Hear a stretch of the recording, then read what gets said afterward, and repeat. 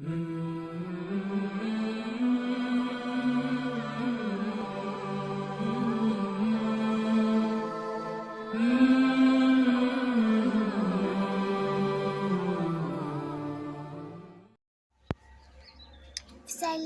के 7वें बाब का 5वां किस्सा पेश हिकमत है।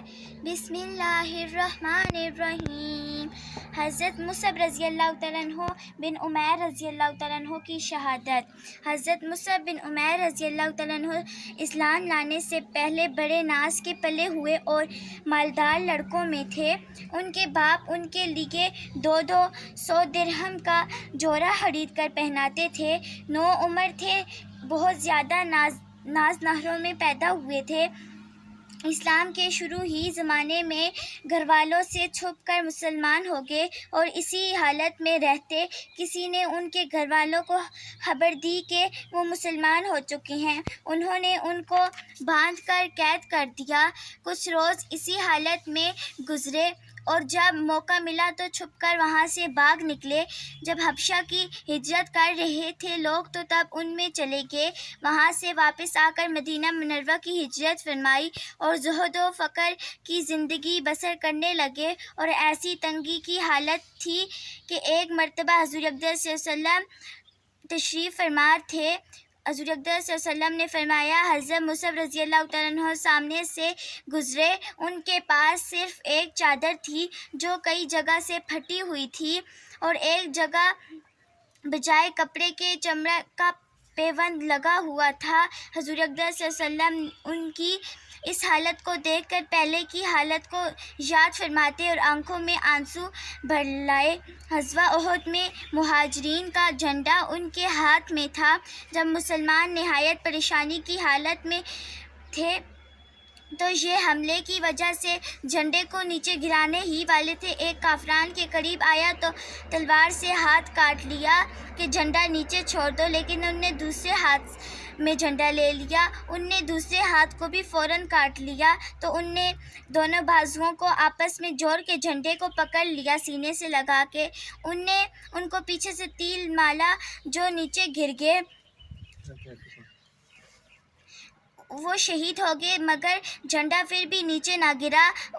फिर झंडा नीचे गिर गया तो दूसरे एक शख्स भागते भागते फ़ौरन आए और उनने झंडा उठा लिया। उन लोगों ने इसी तरह उनको भी इतना मारा और फिर उनके जनाजे में छोटी सी चादर थी। अगर सर की तरफ की जाए तो सर पाँव नज़र आ जाते, अगर पाँव की तरफ कर दी जाए तो सर नज़र आता। हुज़ूर अक़दस सल्लल्लाहु अलैहि वसल्लम ने इरशाद फरमाया कि चादर को सर की जानिब कर दिया जाए और पाँव पर इसखर के पत्ते डाल दिए जाएं।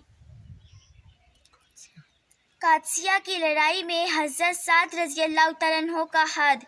इराक़ की लड़ाई में वक्त हज़रत उमर रज़ी अल्लाह तआला अन्हु का इरादा खुद लड़ाई में शरीक होना था।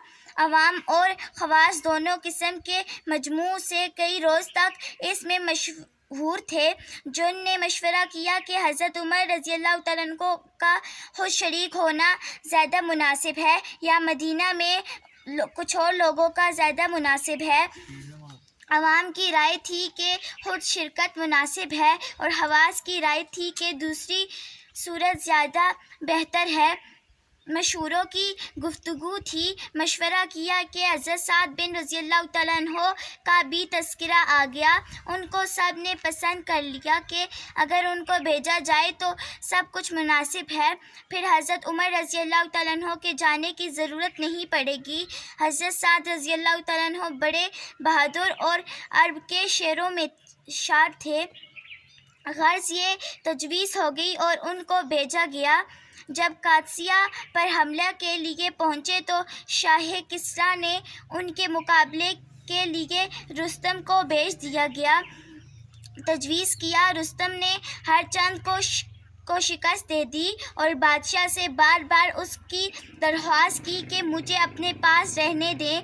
खौफ का गलबा था मगर इजहार इसका करता था कि ये लश्करों के भेजने में और भी ज़्यादा इस्लाह मशवरा में मर्दों की कारगरी होगी। मगर बादशाह ने जिसका नाम دے دیا وہ قبول نہ کیا اور اس کو مجبوراً جنگ میں شریک ہونا پڑا۔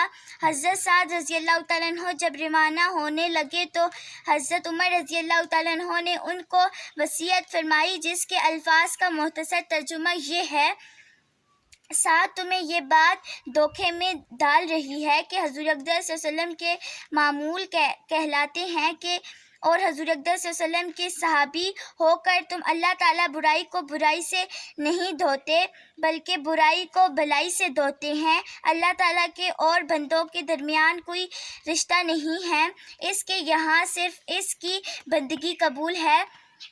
اللہ کے یہاں شریف لوگوں کی بندگی قبول ہے اور کافروں کی نہیں، اور وہ سب کا رب ہے، اس کے انعامات بندگی سے حاصل ہوتے ہیں۔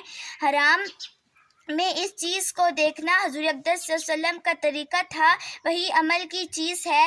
میری اس نصیحت کو یاد رکھنا، تم ایک بہت بڑے کام کے لیے بھیجے جا رہے ہو، اس سے چھوڑ کر انصاف کرو، انصاف تمہارے لیے بہت اچھا ہوگا۔ اپنے آپ کو اور اپنے ساتھیوں کو خوبی کا عادی بنانا، اللہ کے خوف کو اختیار کرنا، اور اللہ کا خوف دو باتوں میں جمع ہوتا ہے: اس کی اطاعت میں اور گناہ سے پرہیز کرنا، اور اللہ کی اطاعت سے جس کو بھی نصیب ہوئی وہ جنت میں گیا، دنیا سے باز اور آخرت کی محبت سے نصیب ہوئی۔